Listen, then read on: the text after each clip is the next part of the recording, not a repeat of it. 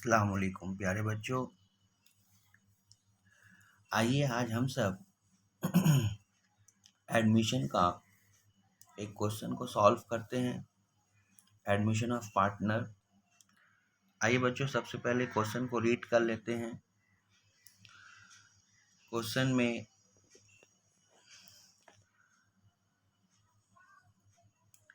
The following was the balance sheet of रेशमी and Sreeja. ये दो पार्टनर है और इनका प्रॉफिट एंड लॉस का रेशियो है 3:2।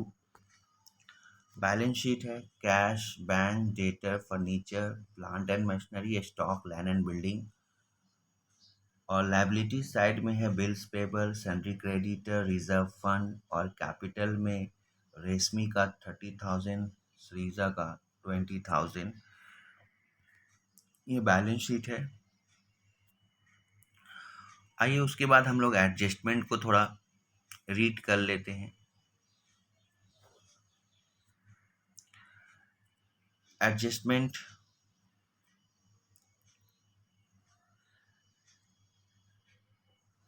The partner agree to admit Tushu. Partner Tushu जो है ये न्यू पार्टनर है, बिजनेस में एडमिट हो रहा है।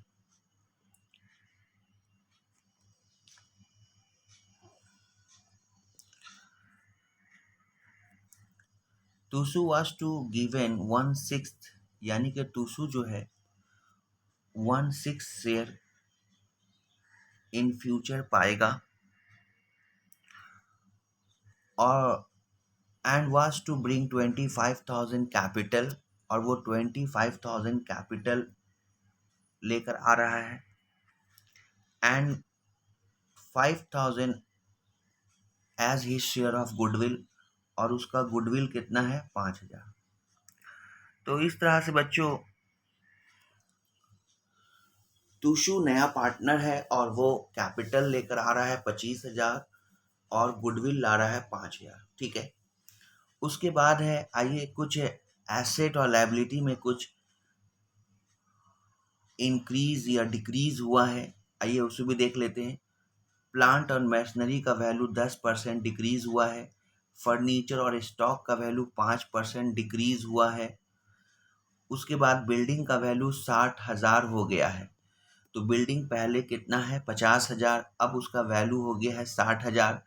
तो इसका मतलब हुआ कि 10,000 बिल्डिंग का वैल्यू इंक्रीज कर गया। 10,000 बिल्डिंग का वैल्यू इंक्रीज कर गया। उसके बाद provision of 5% was to be created and doubtful debt on sundry debtor। sundry debtor के ऊपर 5% प्रोविजन करना है। ये क्वेश्चन है। Prepare revaluation account, capital account and balance sheet of the new firm. तो बच्चों सबसे पहले क्वेश्चन का स्क्रीनशॉट ले लें, क्वेश्चन को सही से आप पहले पढ़ लें। आइए हम इसका सॉल्यूशन पर ध्यान देते हैं।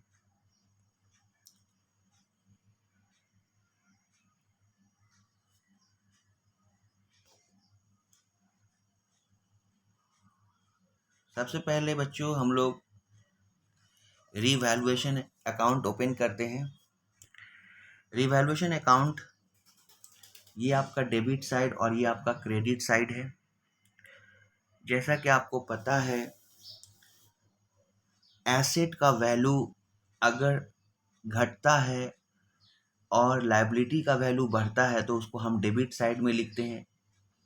और अगर एसेट का वैल्यू इंक्रीज होता है और लायबिलिटी हमारा डिक्रीज होता है तो हम क्रेडिट साइड में लिखते हैं।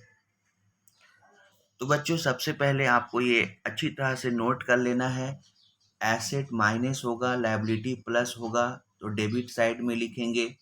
और एसेट प्लस लायबिलिटी माइनस होगा तो हम लोग उसे क्रेडिट साइड में लिखेंगे। तो हमारे सवाल के अकॉर्डिंगली प्लांट, स्टॉक और फर्नीचर का वैल्यू डिक्रीज हुआ है। प्लांट 10% डिक्रीज हुआ है 450, स्टॉक 5% डिक्रीज हुआ है 550, और फर्नीचर का वैल्यू 5% डिक्रीज हुआ है 125।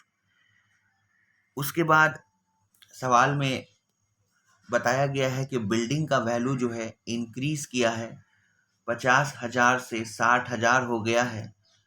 तो पहले 50 था, अब 60 हो गया, तो यानी कि 10,000 का जो वैल्यू है बिल्डिंग का इंक्रीज किया है, उसे हम क्रेडिट साइड में लिखेंगे।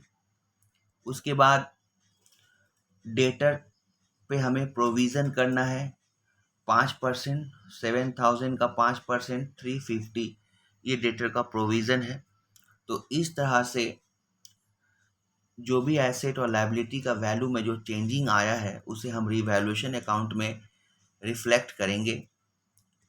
तो इस तरह से अब हमारा टोटल हो जाता है क्रेडिट साइड का 10,000, वही टोटल हम यहाँ भी लिखेंगे 10,000। उसके बाद ये चारों अमाउंट को जोड़कर 10,000 से घटा देंगे।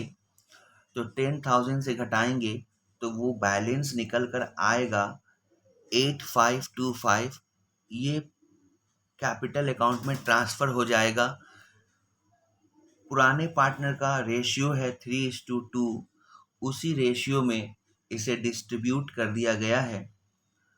तो रेशमी का कैपिटल अकाउंट में जाएगा 5115 और सरीजा का 3410। तो इस तरह से रिवैल्यूएशन अकाउंट हमारा कंप्लीट हो जाता है। रिवैल्यूएशन अकाउंट के बाद हम कैपिटल अकाउंट बनाएंगे। रिवैल्यूएशन अकाउंट के बाद हम कैपिटल अकाउंट बनाएंगे। ये हमारा कैपिटल अकाउंट है, ये डेबिट साइड है और ये क्रेडिट साइड है। आइए हम लोग कैपिटल अकाउंट बनाते हैं।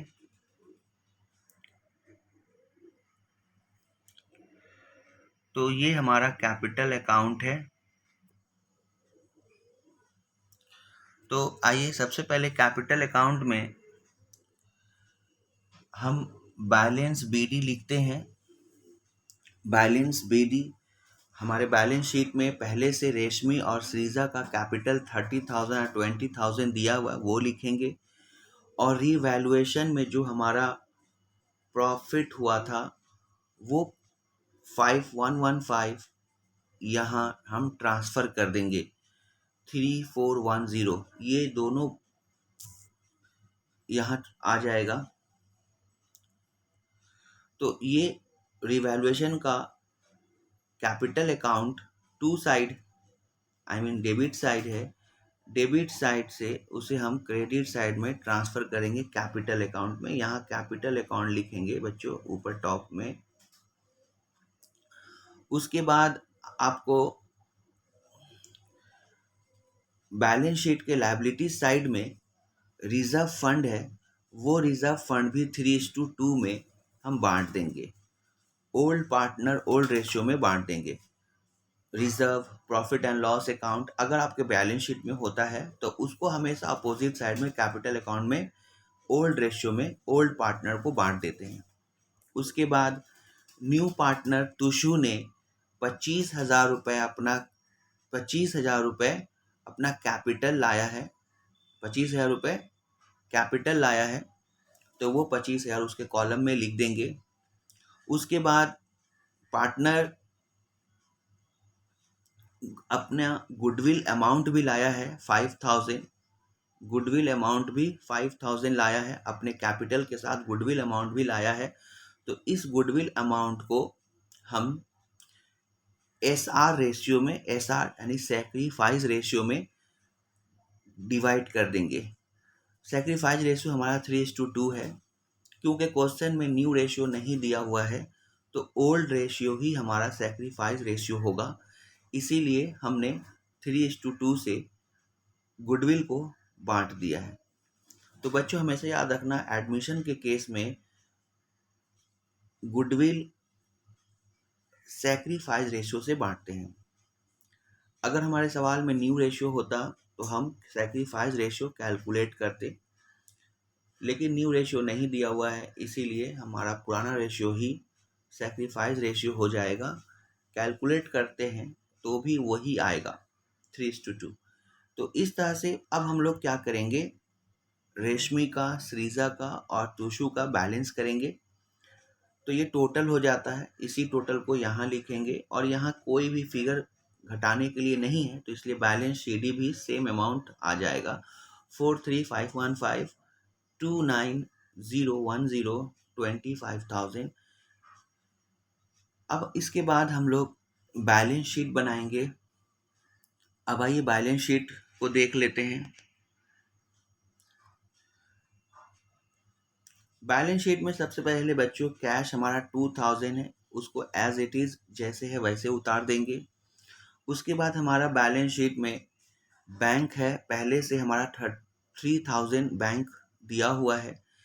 जो न्यू पार्टनर तुषु आया है वो 25,000 कैश लाया है, और साथ ही साथ गुडविल का अमाउंट भी लाया है 5,000, वो हम बैंक के साथ जोड़ देंगे, जो 33,000 हो जाता है।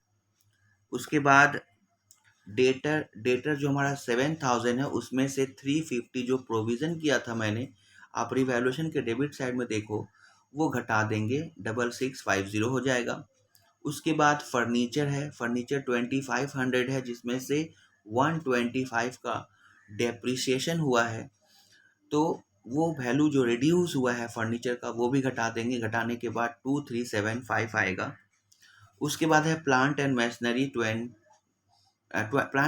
4500 है, जिसमें से 10% डेप्रिसिएशन हुआ था, वो भी हम घटा देंगे। तो बैलेंस शीट में जो भी आइटम्स आते हैं, अगर उनका वैल्यू चेंज हुआ है, अगर उनका वैल्यू में कोई इंक्रीमेंट या कोई डिक्रीज हुआ है, कोई बढ़ा होगा या घटा होगा, तो वो इफेक्ट को हम दिखाएंगे। बढ़ा है तो बढ़ा देंगे, घटा है तो घटा देंगे, ये सारे इफेक्ट को दिखाएंगे। बिल्डिंग का वैल्यू देखिए, पहले 50 था, 10 बढ़ गया, तब कितना हो गया, 60 हो गया। तो इस तरह से cash, bank, debtor, furniture, plant and machinery, stock and building, ये एसेट साइड है, इसका टोटल करेंगे। टोटल करने से आएगा 11,8525। आइए उसके बाद हम लोग लायबिलिटी साइड में आते हैं। Bills payable as it is उतर जाएगा, क्योंकि बिल्स पेबल के बारे में सवाल में कहीं भी कोई चर्चा नहीं किया गया, इसका वैल्यू घटा या बढ़ा ऐसा कुछ भी नहीं कहा गया, सेम उतर जाएगा। क्रेडिटर का भी इसी तरह से सेम उतर जाएगा 15,000। उसके बाद जो हमारा ये कैपिटल अकाउंट है, ये जो कैपिटल आया था बैलेंस सीडी, ये बैलेंस सीडी हमारा कैपिटल अकाउंट है। ये यहाँ पर हम लोग लिखेंगे 43,515,29010 25,000, ये हमारा कैपिटल है, यहाँ पर टोटल करके लिख देंगे। फिर बैलेंस शीट का टोटल निकालेंगे तो 11,8525 आएगा, हमारा बैलेंस शीट टैली कर जाता है। तो इस तरह से बच्चों गुडविल का ट्रीटमेंट करते हैं। गुडविल का ट्रीटमेंट हमेशा ख्याल रखना सैक्रिफाइंग रेशियो में होता है।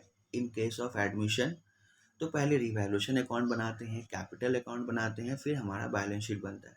तो इस तरह से बच्चों ये क्वेश्चन बहुत इम्पॉर्टेंट है, आप इसे ज़रूर प्रैक्टिस करें, अपने एग्ज़ाम के लिए ज़रूर इसे प्रैक्टिस करें, क्योंकि ये सवाल बहुत इंपॉर्टेंट है और इस तरह के क्वेश्चन ही एग्ज़ाम में पूछे जाते हैं। आई होप बच्चों आप लोगों को अच्छा लगा होगा। अगर अच्छा लगा है तो लाइक एंड सब्सक्राइब करें और अपने दोस्तों के साथ इसे शेयर करें।